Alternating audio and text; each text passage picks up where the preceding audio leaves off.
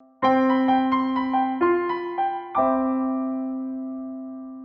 I'm attorney Gregory Dell here with attorney Stephen Jessup. And Steve, I'm excited today to talk about the Standard Disability Insurance Company and how to file a long-term disability insurance appeal and discuss some of our experience in filing these appeals and hopefully educate people as to why it's so important to put together the best possible appeal that you can when dealing with a standard disability denial. So let's get right into about Standard and your views about them, first of all, as a company, because there's a different mindset with every company that we go up against, but specifically with Standard, like, what's your expectation immediately when you're just sitting down to read a Standard denial letter? Standard is going to be very thorough. Of the insurance companies, of the group disability providers from your employer, they more so than anyone seem to be a lot more detail oriented. They're going to look more heavily at all the information. Their policy language differs from other insurance companies, sometimes a little more specific. They can have multiple different forms of the policy with restrictions and limitations. So if we're getting a denial letter from Standard, chances are they've done their work leading up to that denial, as opposed to just doing a very cursory review and denying a claim to see if someone's going to bother appealing it. Okay, so the reason for that, and we've been to Portland several times for depositions and things of mediations and conferences with Standard on their claims. They have a very nice building in downtown Portland. I find, and this is probably a compliment to Standard, is that they have probably some of the most qualified disability analysts, meaning disability analyst is the person who's going to review your claim, so much so that on multiple occasions I've had people with law degrees that are the disability analysts. So I think that Standard has done a good job in terms of recruiting the right people to evaluate claims and training their staff in terms of what they're going to look for. What is your opinion, though, in terms of also what Standard has available to them in terms of in-house resources to review an appeal? Well, like most of the other insurance carriers, they're going to have their own internal medical staff. Vocational staffs are going to be there. Like you said, with regards to their claims people, the different levels within there. And then sometimes, too, their in-house attorneys get involved at various points of the claims process. So you get more of a comprehensive look from them. They will do a lot in-house before sending information out to be reviewed by other doctors. Okay. So when dealing with a standard disability denial and an appeal, the first step is obviously for us, is to request a copy of the claim file. You only have 180 days to file an appeal, and it's very important that you act quickly, because 180 days may seem like a very long time to you right now because you're without any income, and we know that's a problem, but it takes time to get these appeals done in the right way. The reason for that is that you have to have the time to review all of their medical records, obtain additional medical information, and then work with your doctors to get additional medical support. But when you get that claim file, Steve, what's your tip about the most important documents to look for in the claim file? I'd say the most important documents are going to be any of the medical reviews that were done and the vocational assessments. That is going to form the basis of why their opinion is what it is. So those are the things we always like to look to pull out. And then from there, I usually will generally want to look at their internal notes, because there can be a lot of information that gets hidden and lost in there that you may not be able to find, in the report itself. But pulling out the medical reports that they had done in any of the vocational, because those are the things in your appeal that you're really going to need to have addressed with your doctors, or by way of doing additional type of testing, whether it be physical testing, cognitive testing, anything like that, depending on the disabling condition. The medical reviews that you're referring to, who are those usually done by, and what is it specifically that you usually see in these medical reviews? It's usually done by an on-site physician or one of their medical personnel, and in those reviews what they're basically doing is taking all the information that you've provided. They're going to do an assessment to see if the doctor's properly documented the condition, restrictions and limitations on account of it, because one of the big things we'll see in denial letters is they almost say that your doctors don't report anything wrong. They say your exam was normal, whatever the case may be. So they're pulling all of that, looking at it. Now, it may be that they will try to reach out to doctors for clarification. That's not always the case. If they don't do that, then their standard, the claims person, is going to really just rely on what that doctor's medical restrictions and limitations are.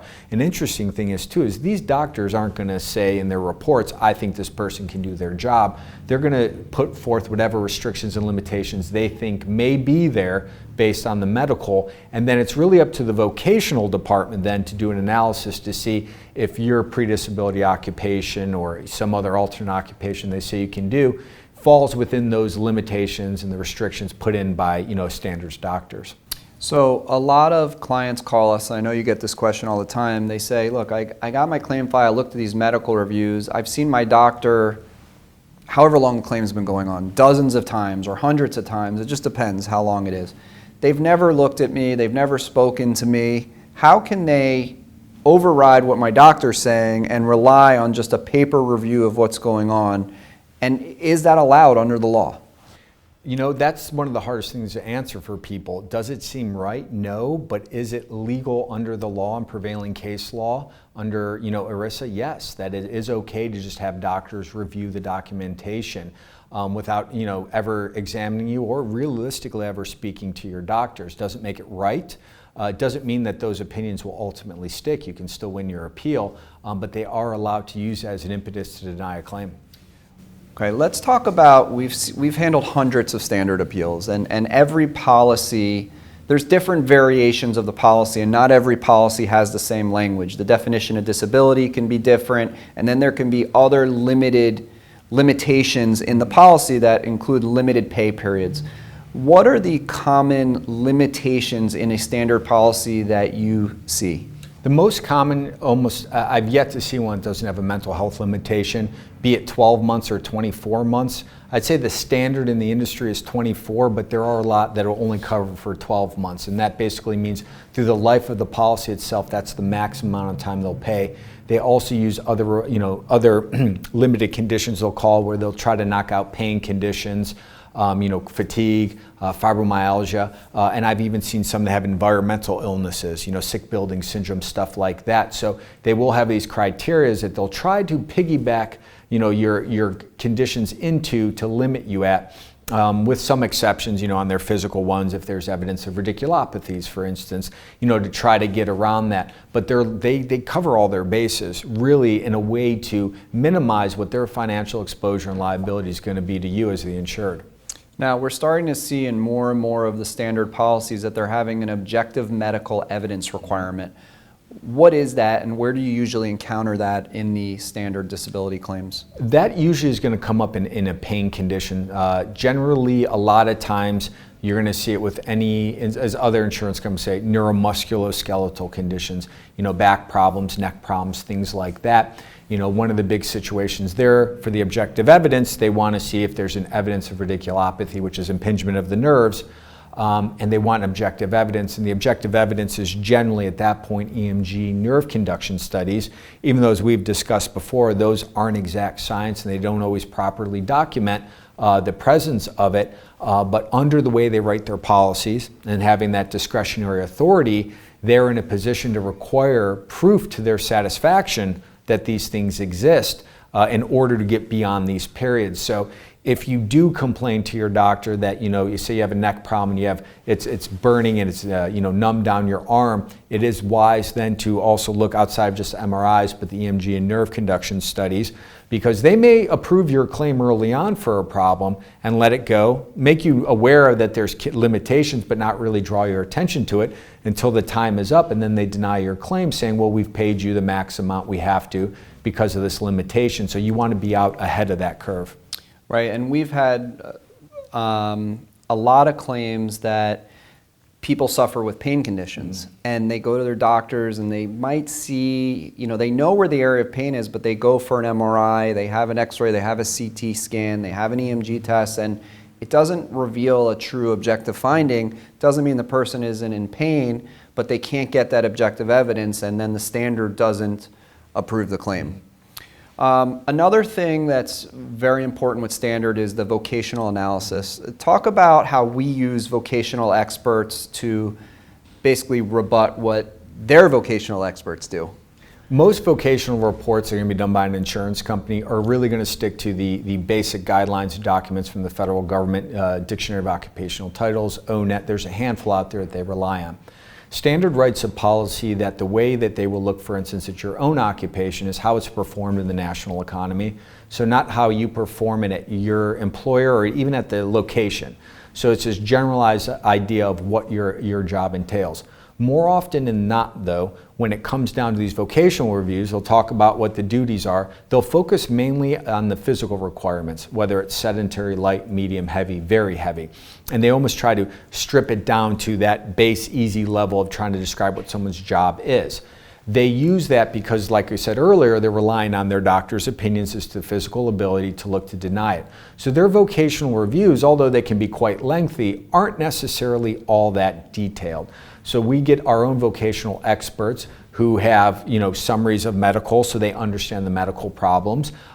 They do all of their own market research, surveys. They even go a step further, because you don't see this too often in the insurance industry's ones, that they go a step further to see, are the jobs available in the local economy? And we have to do a much more detailed approach to really look at what the duties are according to this national economy standard, and is the client really being able to meet it at that level? So they'll pay lip service by doing one, and a lot of times people don't necessarily attack theirs. So that's why it's really important to get a vocational expert involved to be able to kind of tie everything back together to really establish, hey, you guys didn't do a good review, and there's clear evidence that this person can't do their job or these other jobs you may think they can. Now, standard will often, they're usually very nice, the people you speak to, but sometimes that can be misleading for a claimant, because they'll say, look, if you disagree with the denial, go ahead and tell us you want to appeal, send us some additional information. A new person's going to look at your claim. It's not going to be the initial person. A new doctor is going to look at it, and then maybe they'll change their mind. But it's not as simple as that. And you and I often talk about the art of writing the appeal. And the reason it's an art in the way in which you write it, in my opinion, is because not only do you have to be very skillful in obtaining additional medical information that you think will win your appeal, but you also have to be very skillful in the manner in which you write your appeal, because of the fact that you have to consider, what if I don't win my appeal? How is a court going to review this decision? And unfortunately, if your claim's denied, your policy most likely contains a discretionary clause.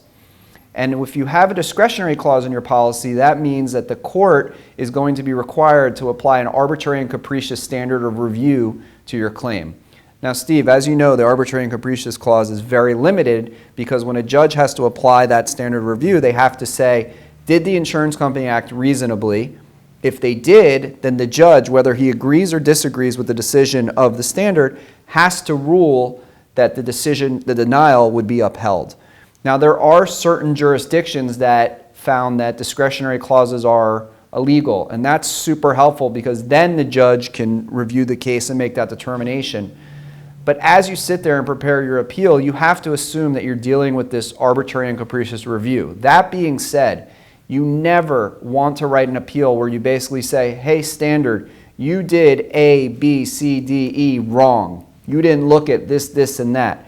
That's not the way that we recommend to write appeals. It's not the way that we write appeals, because we're thinking about the hundreds of cases that we've handled, the hundreds of lawsuit opinions that we've read. And that case law is always changing about what is reasonable for an insurance company to do and what isn't.